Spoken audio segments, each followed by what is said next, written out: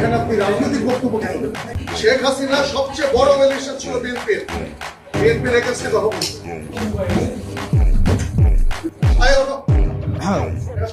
চাঁদাবাজ এর বিরুদ্ধে সবসময় আমাদের কথা বলতে হবে। যারা চাঁদাবাজ, যারা মামলাবাজ, যতই বিশেষ করে এটা তো শালীনতা হইল না। আমরা তো আপনাদের কাছ থেকে শালীনতা, ভদ্রতা, একজন কথা বললে আরেকজন কথা বলতে হয় না, এই ভদ্রতাটাই আপনারা শিখেন। গণতন্ত্র মানে এটা না যে সবসময় শুধুমাত্র আপনার প্রিয় কথা আপনার সামনে বলা হবে, আপনার প্রিয় মানুষের সবসময় স্তুতি গাওয়া হবে, এটা জুলাই না। আসলে আমাদের এই বসে এসে কথা বলতে হয়, আমার লজ্জা লাগে আসলে। মানে আমাদের বাপদাদারা বলতো না, তোর ঘরে আমি হয়েছি না, আমার ঘরে তুই হয়েছিস।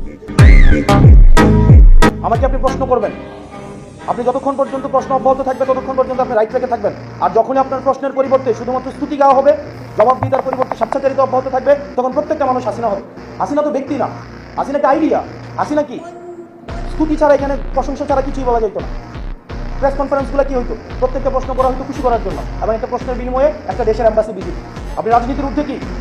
আপনাদের ডিজি যখন বসাইছে আমি দেখছি না, যে অফিস করতে দিচ্ছেন আপনারা দেন নাই, তখন রাজনীতিতে আপনারা ডিল করছেন। কোন জিনিসটা রাজনীতির ঊর্ধ্বে? হসপিটালগুলোর অধপতন কেন?